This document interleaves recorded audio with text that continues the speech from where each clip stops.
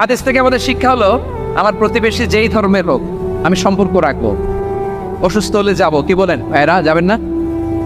যাবেন না আপনারা? আচ্ছা, 2 নম্বর শিক্ষা হলো, বিষ্ণু ইসলামের খাদেম ছিল ইহুদি, এতদিন খেদমত করলো, একদিনও বিশ্বনবী ওরা কালিমার দাওয়াত দেয় নাই। কারণ কি? বিশ্বনবী একটা ভালো সময়ের অপেক্ষা করতেছিলেন, প্রপার টাইমিং। দায়ীর কাজ হচ্ছে দায়ী ইলাল্লাহ, সে হচ্ছে সুযোগ সন্ধানী। দায়ী সুযোগ খোঁজে, কখন দাওয়া দিলে ব্যাটে বলে হবে, ঝোপ খোঁজে কোপ মারে, ঠিক কিনা বলেন? বিষ্ণু ইসলাম ভালো সময়ের অপেক্ষা করতেছিলেন, দেখি ভালো সময় আসুক আসুক আসুক আসুক। আস্তে আস্তে এমন সময় আসছে, ছেলে এবার মুমূর্ষ, অসুস্থ ব্যক্তির হৃদয় অত্যন্ত নরম থাকে। হসপিটালে যখন কেউ যায় তার হৃদয়টা বড্ড নরম থাকে, মৃত্যুর ভয়ে তার অন্তরটা নরম থাকে, ঠিক কিনা বলেন? এই প্রপার টাইমিং এর অপেক্ষা করতেছিলেন। যখনই টাইমিং পেয়েছেন, দাওয়াত দিলেন, পড়ো লা ইলাহা ইল্লাল্লাহ, সুবহানাল্লাহ পড়েন সবাই। তাহলে ইসলাম অমুসলিম প্রতিবেশীর সাথে ভালো আচরণ করতে বলে। ইসলাম অমুসলিম মাতা পিতার সাথেও ভালো আচরণ করতে বলে। মাতা পিতা যদি অমুসলিম হয়, তারা ফেলে দিতে পারবেন? পারবেন? আমার লালমনিরহাটের ভাইরা, অনেক হিন্দু ছেলে আমাদের হাতে শাহাদা পড়ে মুসলিম হয়, কিন্তু ওর মা মুসলমান হয় নাই, বাবাও হয় নাই। এরকম আছে না নাই?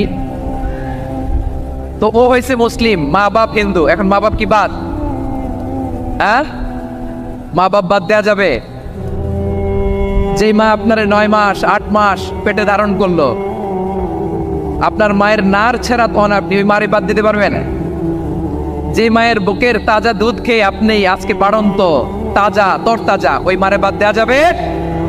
মায়ের এক ধারে দুধের দাম, কাটিয়া গায়ের চাম, পাপোশ বানাইলে ঋণের শোধ হবে না। এমন দরদি ভাবে কেউ হবে না আমার মাহা গো।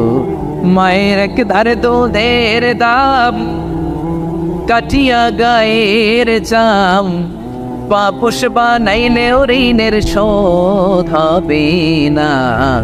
এমন দরদি ভাবে কেউ হবে না আমার মাহা,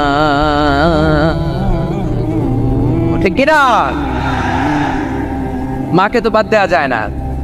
وقضى ربك ألا تعبدوا إلا إياه وبالوالدين إحسانا। আল্লাহ বলে, অবধারিত 2টা ভার্ডিক্ট তোমাদের জন্য, এক আল্লাহর ইবাদত করবা আর মা বাবার প্রতি ইহসান করবা। আদেশটা কার?